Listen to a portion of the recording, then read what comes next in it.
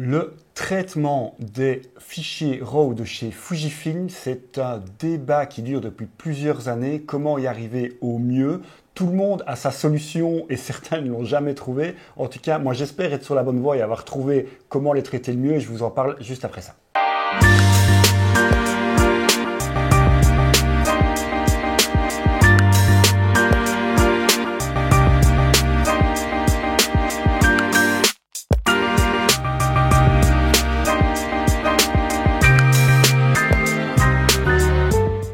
Salut à tous, je suis ravi de vous retrouver pour cette nouvelle vidéo. Pour rappel, je m'appelle Karim, je suis photographe de portrait et de mode et j'expose mon travail principalement sur mon compte Instagram, le compte EKS Création. Le lien est juste ici en bas de la vidéo. Je vous invite à aller voir ce que je fais sur mon compte Instagram. Et si vous aimez la photo, je suppose que c'est pour ça que vous êtes là, la photo en particulier de portrait et de mode. Et si vous aimez également discuter de backstage de shooting, de matériel, de retouche photo, si vous aimez la marque Fujifilm, la marque que j'utilise au quotidien, et bien pour toutes ces raisons ou pour l'une de ces raisons, cette chaîne est faite pour vous. Je vous invite à vous abonner, à activer la petite cloche pour ne rater plus aucun contenu et à abuser des pouces bleus s'il vous plaît déjà sur cette vidéo, ça me permettrait vraiment d'avoir un meilleur référencement, merci beaucoup. Comme je vous le disais en introduction, on va parler du traitement des fichiers RAW Fujifilm et comment moi je les traite et comment je dérotise, comme on dit vulgairement, dans mon workflow. J'avais déjà fait une vidéo sur mon workflow, vous pouvez toujours la revisionner là-haut, elle est toujours valable, mais il y a eu du changement, il y a eu l'ajout d'un nouveau logiciel que je n'utilisais pas avant et c'est là-dessus d'ailleurs qu'on va se concentrer. Mais d'abord, petit retour d'histoire et pourquoi ces RAW Fujifilm posent autant de problèmes. C'est parti.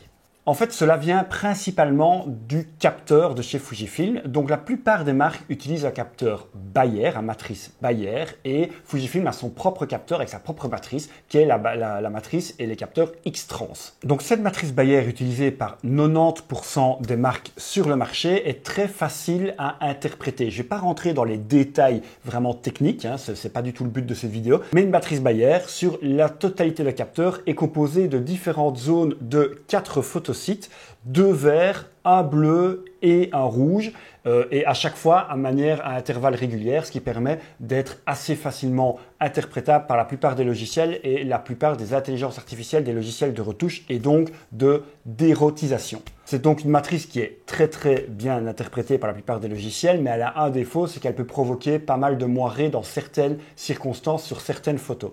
Pour éviter ce phénomène, Fujifilm a créé son propre capteur qui est le capteur X-Trans qui fonctionne sur une autre matrice.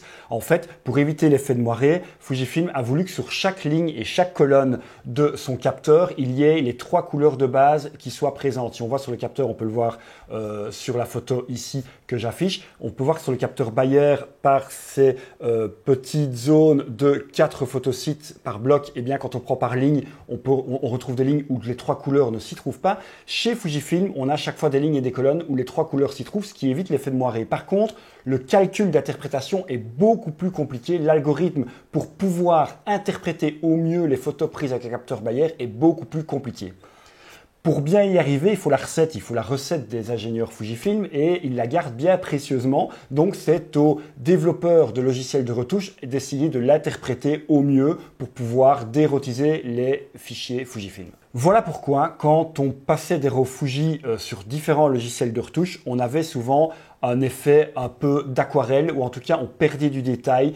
C'était des photos qui étaient un peu molles. On voyait vraiment que le logiciel avait du mal à aller chercher tous les détails de la photo et donc à interpréter vraiment tout ce code secret qu'il y avait dans le fichier RAW Fujifilm. Le pire, je pense, pendant des années, ça a été les logiciels Adobe. C'est pour ça qu'ils ont toujours même mauvaise presse maintenant, mais on va voir que ça a bien changé. Effectivement, le pire, c'était quand on mettait un RAW Fujifilm sur Lightroom. Je pense qu'Adobe déjà s'était moins penché dessus puisque le parc Fujifilm était un des moins présents au niveau du marché de la photographie et donc il passait moins de temps à essayer d'interpréter et à travailler sur l'interprétation des RAW Fujifilm et surtout que souvent c'était mis en comparaison avec Capture One qui est un logiciel qui est vraiment partenaire de Fujifilm et donc qui avait plutôt les clés d'interprétation qui avaient été directement données par Fujifilm. C'est pour ça que Capture One a une meilleure réputation sur l'interprétation des RAW Fuji.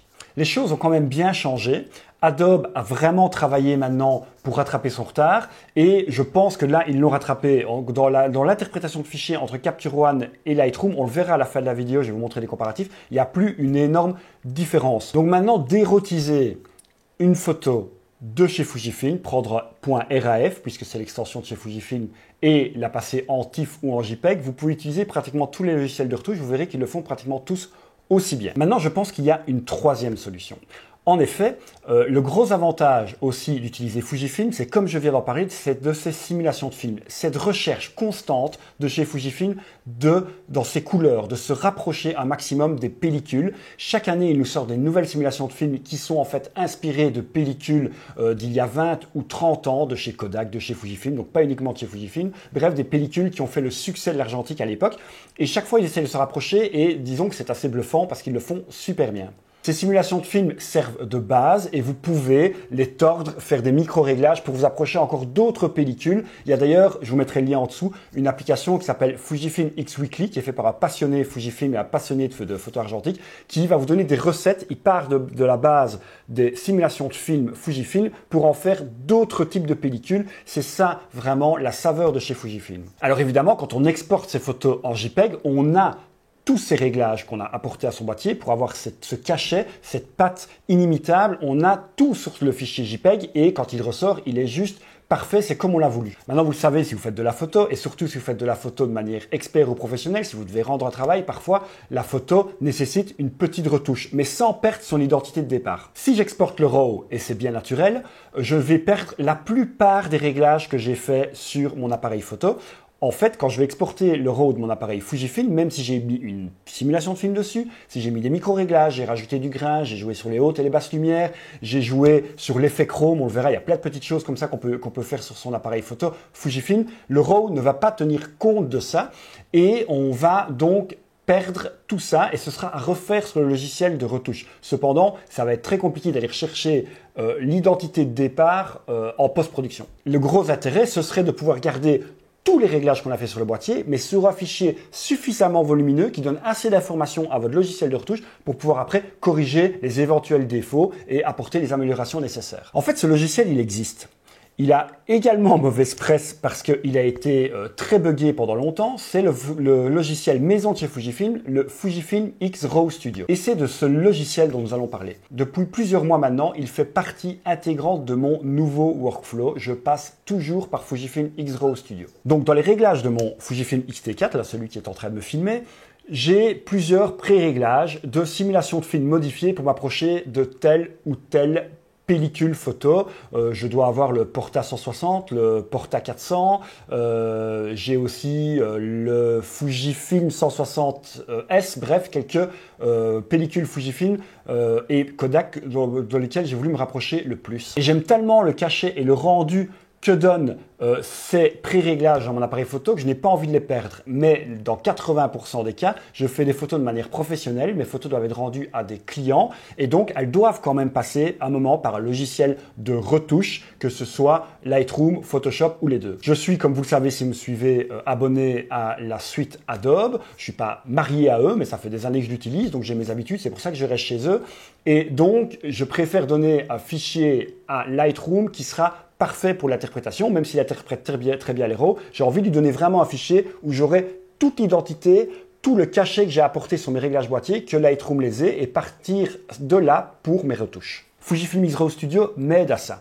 On va voir comment j'importe mes photos sur mon PC, comment elles passent par Fujifilm X-RAW Studio, et puis elle passe à la retouche sur Lightroom et Photoshop. Donc la première chose à faire, évidemment, la première chose que je fais, c'est mettre mon appareil sur une connexion bien précise. Donc dans les paramètres, vous mettez votre appareil sur le transfert d'image qui est juste ici dans les paramètres de connexion. Vous le branchez avec votre câble USB et vous allez sur Lightroom si vous êtes un possesseur de Lightroom, sur Capture One si vous êtes un possesseur de Capture One. Bref, vous allez sur votre logiciel de retouche et vous créez un catalogue de la manière dont vous préférez les trier, de la manière dont vous travaillez bien entendu. Quand votre catalogue est créé, que les photos sont importées à l'endroit désiré, il suffit maintenant de changer de mode de connexion et le mettre en conversion RAW. Et puis vous rebranchez votre appareil photo sur le PC et vous lancez X-RAW Studio et on se retrouve sur le PC pour vous expliquer comment ça marche. Ok, donc c'est parti pour la petite explication de comment intégrer au mieux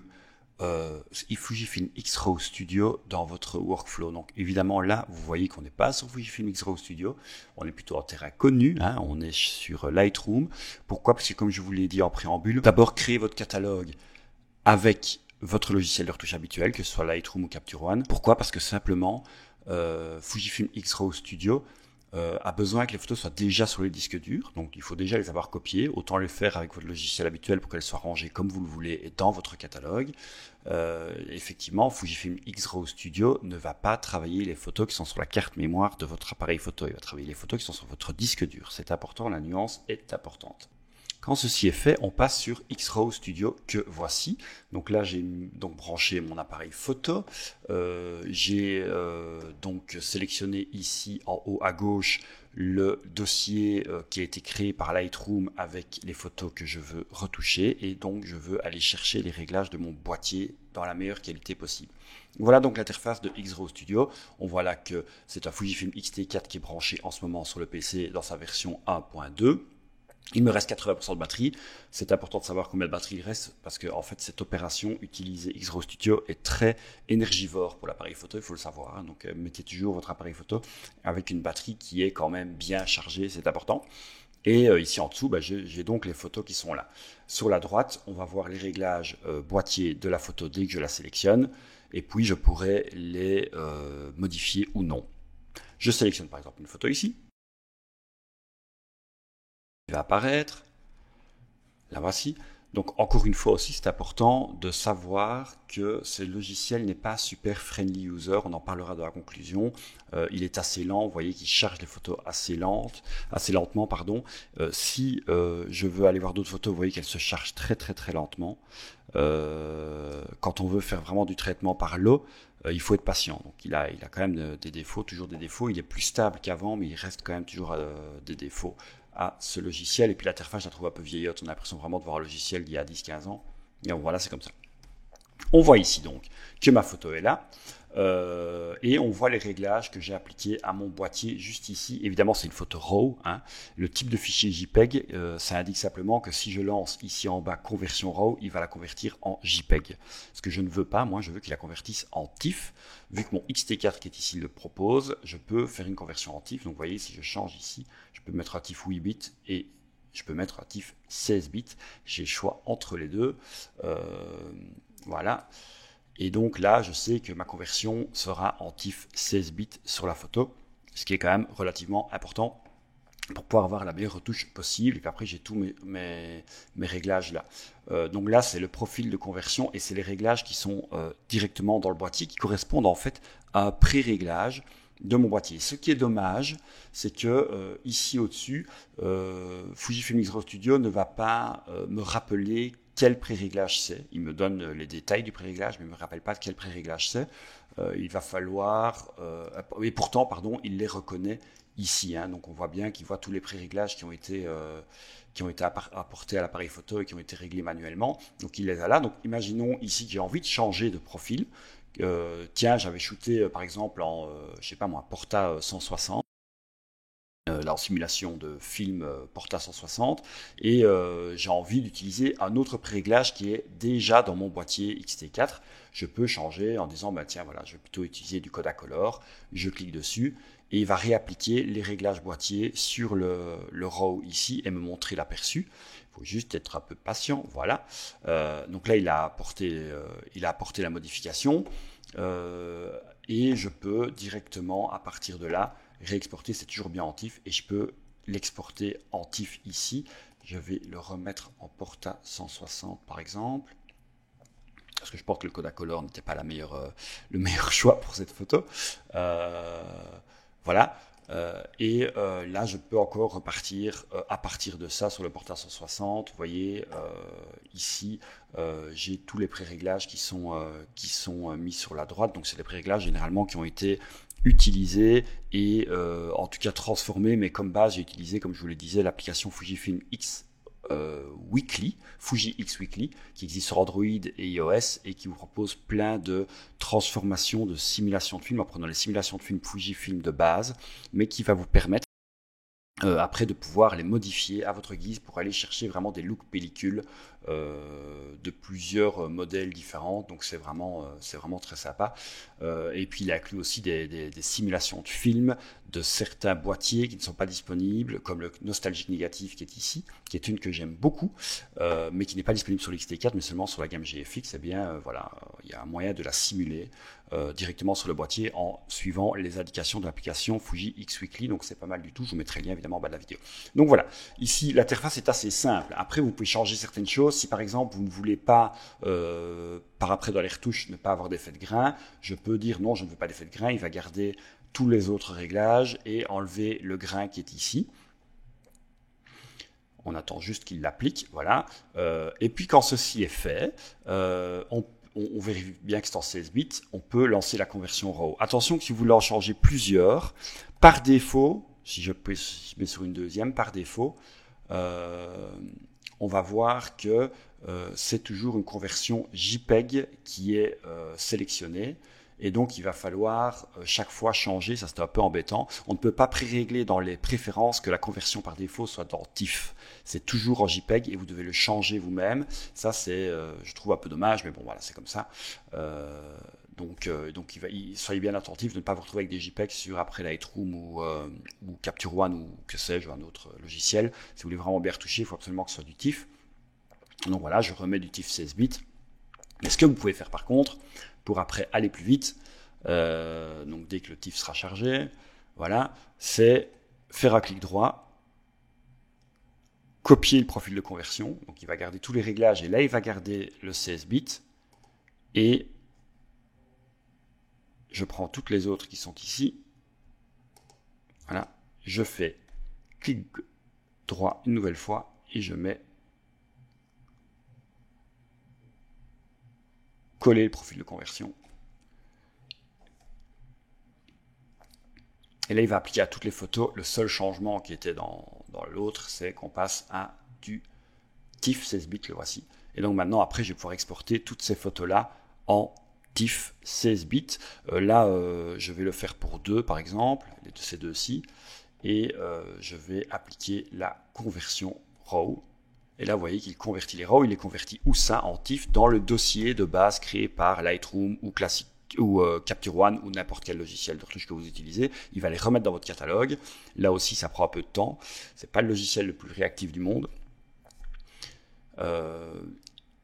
Et donc, dès qu'il a terminé, vous pouvez aussi après attaquer d'autres photos avec d'autres simulations qui sont toujours intégrées dans votre boîtier. Je vous rappelle que c'est le Fujifilm X-T4 ici qui travaille, et donc je suis limité aux possibilités du Fujifilm X-T4. Le gros avantage, c'est qu'au moins, c'est l'algorithme réel de Fujifilm, pensé par les ingénieurs de Fujifilm, qui va travailler. Donc, il va retravailler votre photo comme l'appareil le fait, identique, et ce n'est pas une imitation des réglages d'un Fujifilm comme on peut le retrouver sur les logiciels de retouche sur PC, où là c'est votre processeur qui va travailler, c'est l'algorithme du logiciel de retouche qui va travailler, et donc il va en gros imiter le rendu de votre appareil Fujifilm, mais vous ne l'aurez pas à l'exactitude. Là vous l'avez à l'exactitude. Vous voyez, donc il a transformé ici en bas les deux TIFF avec mes réglages boîtier comme je le voulais.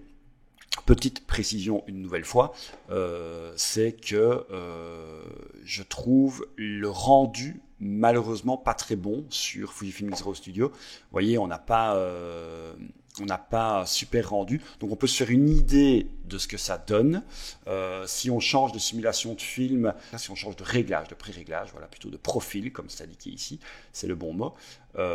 Si on change de profil, on va pouvoir avoir une idée de ce que la photo va rendre, mais malheureusement, on n'a pas un super rendu.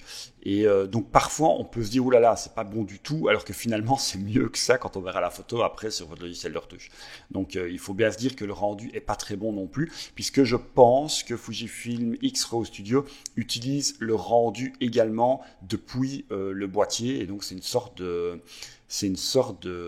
cast de votre boîtier, donc de ce que pourrait donner l'écran de votre boîtier en grand format sur le PC. Donc là aussi, on n'a pas un super rendu, c'est juste une idée de ce que ça va donner. Bref, là j'ai exporté mes TIFF dans les réglages que je voulais.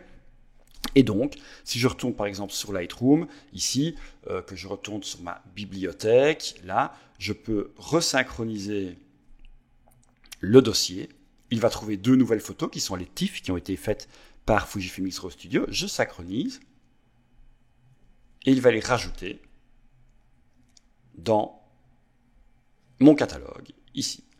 Elles sont là. Et alors, on peut voir, voilà, dans mon dossier là-bas, voilà.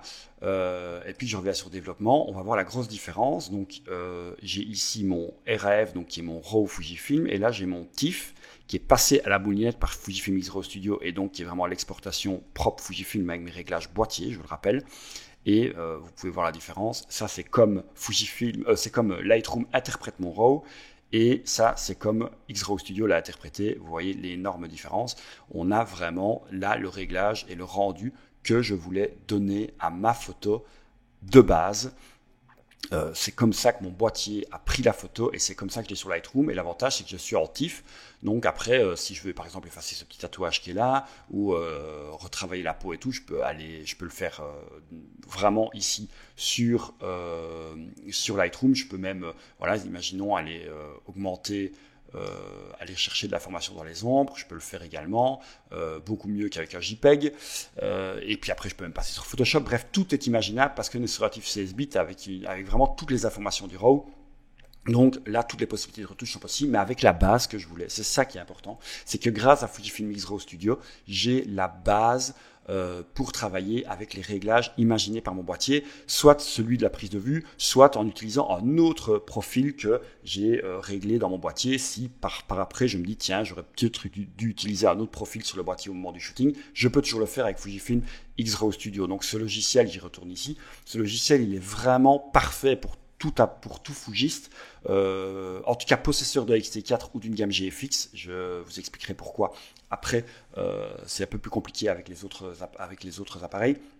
Mais quand on a XT4 et quand on aura un XT5 et tous les appareils qui suivront plus tard, le gros avantage ici, c'est de démarrer avec Fujifilm X-RAW Studio pour avoir vraiment les réglages de votre boîtier. Et puis, si vous en êtes content, bien entendu, ou sinon vous les modifiez ici à droite. Et puis après, vous passez en TIFF sur votre logiciel de retouche. Et là, c'est parfait. Vous garderez la patte Fujifilm de base pour vos retouches. C'est ça qu'on veut. C'est quand même la colorimétrie Fuji est quand même inimitable. Et donc, c'est un peu dommage de la perdre et d'essayer après de la resimuler sur votre logiciel de retouche alors que vous pouvez l'avoir directement grâce à un logiciel maison Fujifilm. La chose quand même à savoir, je vais partir sur un autre shooting ici. Voilà, je suis passé sur un autre shooting pour vous montrer une limite du logiciel. Donc comme je vous le disais, hein, ce que je viens de vous montrer est parfait pour les utilisateurs de XT4 ou de la gamme GFX. Si on a un autre appareil Fujifilm, vu que, je vous le rappelle, c'est l'appareil qui travaille et donc X-RAW Studio ne vous propose, se limite aux possibilités de votre boîtier et ne fera pas plus pour vous. Donc voilà, ça a ses avantages parce qu'on reste vraiment fidèle à ce que l'appareil est capable de rendre, mais ça a aussi ses inconvénients et en voilà un d'inconvénient. J'avais été faire un shooting lors de mon test du XS10, j'ai fait un shooting où j'ai alterné entre le XT4 et le XS10. Vous voyez ici que j'ai des RAW qui sont bien éclairés et des RAW qui sont grisés. Pourquoi ces RAW sont grisés ici? Simplement parce que ce sont des photos que j'ai prises avec le XS10 et que ici, on le voit encore une fois en haut à gauche, c'est le XT4 qui est branché. Donc en fait, que me dit X-RAW Studio? Il me dit, ces RAW là, je ne peux pas les convertir parce que ce n'est pas l'appareil d'origine qui est branché sur l'ordinateur. Ça, c'est pour moi une grosse limite. Genre, je reviendrai aussi dans ma conclusion, mais c'est une grosse limite. Simplement parce que je pense quand même qu'un appareil plus haut de gamme devrait être capable de pouvoir convertir des appareils plus entrée de gamme ou plus moyen de gamme. Surtout, lorsque on est dans la même génération d'appareils photo. Donc je vous rappelle, ces deux appareils, le XS10 et le XT4, ont le même couple processeur et capteur. Donc en gros, le même traitement d'image. Donc je ne vois pas pourquoi le XT4 ne serait pas capable de transformer votre photo du XS10 en TIFF. Et en plus, imaginons que j'ai toujours le XS10 avec moi, là je l'ai rendu à Fujifilm, mais si je l'avais toujours avec moi, si je branche ce XS10 sur le PC, je pourrais effectivement convertir mes RAW, mais je ne pourrais les convertir qu'en JPEG. L'option TIFF qui est ici ne sera pas disponible sur les photos prises avec le XS10. Pourquoi? Parce que le XS10 ne propose pas de base intégrée dans le boîtier la conversion en TIFF. Donc ça, c'est vraiment dommage. alors que le X-T4 pourrait très bien convertir les photos du XS10 en TIFF, j'en suis pratiquement persuadé, c'est juste une limitation logicielle qui est malheureuse, je trouve.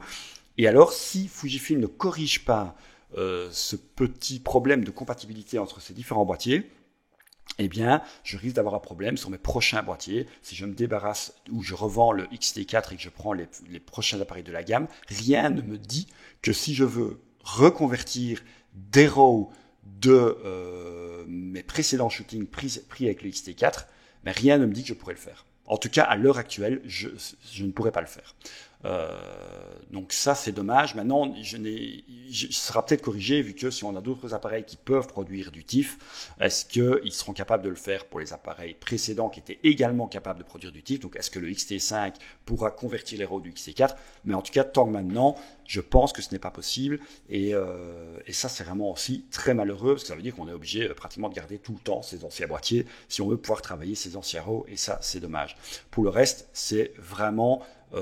quand on a X-T4 et qu'on veut vraiment intégrer Fujifilm X-RAW Studio dans son workflow, je trouve ça vraiment magique. Si vous travaillez comme moi énormément vos réglages boîtiers pour avoir vraiment une vraie patte de simulation de pellicule, tout en exploitant un maximum tout ce que peut vous apporter les simulations de film Fujifilm, ce serait dommage de perdre tout ça simplement en envoyant un RAW dans Lightroom ou Capture One qui va être plat, qui va perdre tous ses réglages et on va devoir tout recommencer à zéro et on ne retrouvera jamais exactement ce que le boîtier a pris. Donc voilà, c'est pour ça que Fujifilm X-RAW Studio est vraiment très très utile. J'espère qu'ils vont l'améliorer, qu'ils vont améliorer l'interface, qu'il va être plus rapide et qui surtout il va améliorer l'intercompatibilité entre les différents boîtiers. Avant de conclure sur ce logiciel, j'aimerais bien, pour illustrer mon propos, voir le résultat de 3 interprétations du même RAW Fujifilm par 3 logiciels différents. Donc par Fujifilm X-RAW Studio qu'on vient de voir, qui en fait interprète exactement comme votre boîtier l'aurait fait. De toute manière, c'est le boîtier qui travaille, hein, ça on vient de le voir. Et puis Capture One et Lightroom, aussi pour casser une idée reçue qui date d'il y a quelques années, où Capture One serait meilleur pour interpréter le RAW que Lightroom. On va voir que c'est plus vraiment exact. On est donc ici sur le PC, encore une fois, avec 3 photos.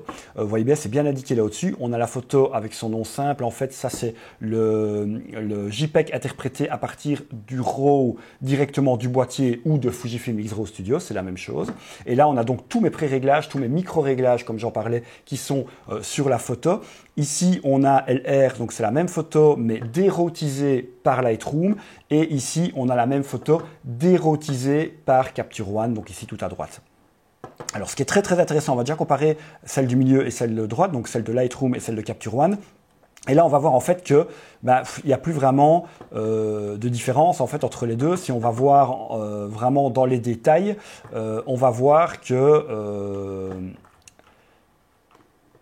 Capture One et Lightroom interprètent aussi bien, je vais encore zoomer aussi fort, voilà, on a vraiment la même dérotisation sur les deux, sur Lightroom ici au milieu ou sur Capture One ici à droite. Vraiment, je me demande même, j'ai pas envie de m'avancer parce que parfois c'est un effet d'optique, vous me direz ce que vous voyez vous, mais je me demande même si sur Lightroom on ne s'est pas un petit peu plus piqué que sur Capture One. À savoir quand même qu'avant de dérotiser, j'ai utilisé la base de mon micro-réglage de mon boîtier. Donc la base, c'est le Classic Chrome, hein, donc ça c'est la base simulation de film que j'utilise sur cette photo. J'ai remis le Classic Chrome de Lightroom sur cette photo et le Classic Chrome de Capture One sur cette photo. Donc là, on a aussi 2 interprétations peut-être du Classic Chrome qui est différente, mais j'ai l'impression que celle de Lightroom s'approche peut-être encore un petit peu plus. Mais regardez ici au niveau de la joue, etc. Je me demande si sur Lightroom, on n'a pas plus de détails. Donc cette suprématie de Capture One dans l'interprétation du RAW Fujifilm, elle n'est plus vraie. C'est toujours très bien fait, mais elle n'est plus vraiment exact. Voilà, donc j'ai juste remis la simulation de film et exporté comme ça sans aucun autre réglage, juste pour voir comment les deux logiciels réagissaient, hein, c'est important. Maintenant, ici, si on compare tout ça avec la photo à l'extrême gauche ici, qui elle, je vous le rappelle, sort directement du boîtier ou de Fujifilm X-RAW Studio, puisque c'est la même chose. Et là, le gros avantage, c'est qu'on a tout le cachet que j'ai voulu donner à la photo, il est là. Les deux autres ne l'ont pas vu. Alors, il faut savoir que X-Raw Studio l'a interprété comme ça, mon boîtier l'a interprété comme ça, que ce soit le JPEG ou le TIFF, je vais sortir la même photo, hein, ça c'est sûr et certain. L'avantage du TIFF, comme on l'a vu aussi, c'est que je vais pouvoir retoucher mieux ma photo. Mais voilà, donc là ici, je n'ai perdu aucun cachet de ma photo. Tout est là, regardez les couleurs des feuilles, etc. J'ai tout le contraste que j'avais mis sur mon boîtier. Voilà, je n'ai pas du tout ça, c'est même flagrant, sur les deux autres logiciels de retouche dans leur rôle d'interprétation du RAW. Hein. Je ne suis pas du tout en train de mesurer leur capacité de retouche. Ça, c'est deux choses différentes. Mais voilà, donc on voit vraiment l'utilité ouais, c'est même impressionnant ici. Vous voyez, enfin voilà, j'ai une photo qui est beaucoup plus agréable. C'est vraiment ça que j'avais voulu donner à ma photo. Et donc après, si j'ai des petits défauts de peau, etc., ben, je peux très bien aller les retoucher tout en gardant le cachet sur le TIFF dérotisé par Fujifilm X-Raw Studio sur mon logiciel de retouche. Mais donc voilà, c'était surtout pour vraiment illustrer déjà une chose, c'est que Capture One et Lightroom, il n'y a plus vraiment de match. La dérotisation est équivalente sur les deux. Donc, il y a une petite différence sur l'interprétation des simulations de films. Ça, c'est à vous de voir celle que vous préférez. Mais j'ai l'impression même que celle de Lightroom, en tout cas sur le Classic Room, se rapproche plus de la vraie simulation Classic Room du boîtier. Maintenant, voilà, si vous avez une préférence sur l'une sur l'autre au niveau de l'ergonomie de retouche, ça c'est un autre sujet, eh bien, utilisez le logiciel qui vous correspond le mieux. Mais en tout cas, le critère de dérotisation, d'interprétation du RAW ne doit plus être un critère de choix dans votre logiciel de retouche, puisque en tout cas les deux grands Lightroom et Capture One le font aussi bien l'un que l'autre. Mais pour moi, comme on vient de le voir, le plus intéressant bien entendu, c'est de passer par Fujifilm X-Raw Studio.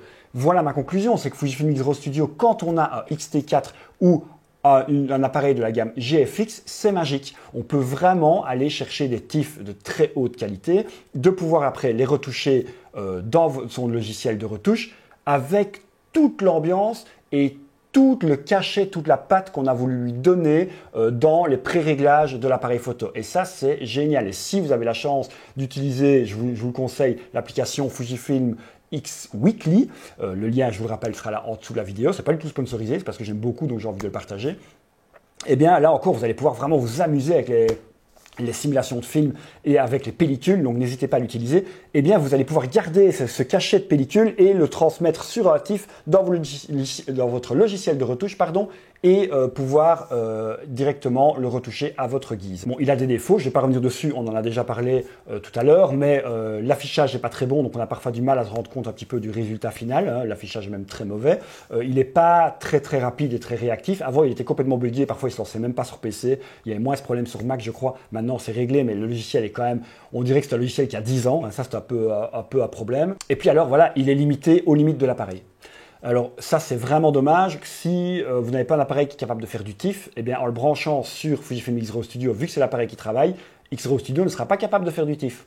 Ça, c'était un peu dommage. Donc là, vous serez limité à faire du JPEG. Donc je vous rappelle, c'est uniquement possible avec le X-T4 ou la gamme GFX. Deuxième limite, je trouve, c'est que c'est limité à un appareil photo, alors qu'on le sait pour le moment, Fujifilm travaille par gamme de capteurs et de processeurs avec le même couple et la même famille. J'avais fait par exemple des photos avec le XS10 parce que je l'avais présenté dans une vidéo test il y a peu de temps. Eh bien, ces photos prises avec le XS10, alors que c'est le même capteur, donc c'est la même matrice et le même processeur, quand je branche le XT4 dessus, il est incapable de les interpréter. Je suis obligé de brancher XS10. Et quand je branche XS10, je ne sais pas sortir de TIFF. Donc on se retrouve encore avec le même problème. Là aussi, le problème va se poser alors à ce moment-là quand on va changer d'appareil photo. Imaginons que l'année prochaine, Fujifilm sorte le X-T5, que je décide de me séparer de mon X-T4. Si je veux retoucher des RAW pris par mon X-T4 l'année précédente, je pense pas, si en tout cas Fujifilm ne change pas sa politique, que mon X-T5 saura interpréter les RAW de mon X-T4 et les transformer en TIFF. Et ça, c'est dommage. Je trouve que qui peut le plus, peut le moins. J'aurais espéré quand même qu'un appareil plus haut de gamme puisse interpréter les RAW, en tout cas quand on est sur la même matrice de capteurs, que les appareils plus d'entrée de gamme. Peut-être que ce sera une fonction qui viendra par après, je le souhaite. Voilà, j'espère donc que cette vidéo vous a plu. N'hésitez pas à me le dire en commentaire, à mettre des pouces bleus, à vous abonner à la chaîne. Bref, tout ça, ça me ferait super plaisir. N'hésitez pas aussi à me dire, tiens, comment vous retouchez vos photos, comment vous traitez vos RAW. Si vous êtes un utilisateur Fuji, comment vous faites, et si vous n'êtes pas un utilisateur Fujifilm, est-ce que vous rencontrez aussi des problèmes de dérotisation avec une marque ou l'autre? C'est très intéressant. Animons le débat ici en commentaire, j'essaierai, et je vais pas essayer, je vais y participer, ça me ferait vraiment plaisir. En tout cas, On se retrouve très vite pour de nouvelles vidéos et je vous dis à très bientôt. Salut!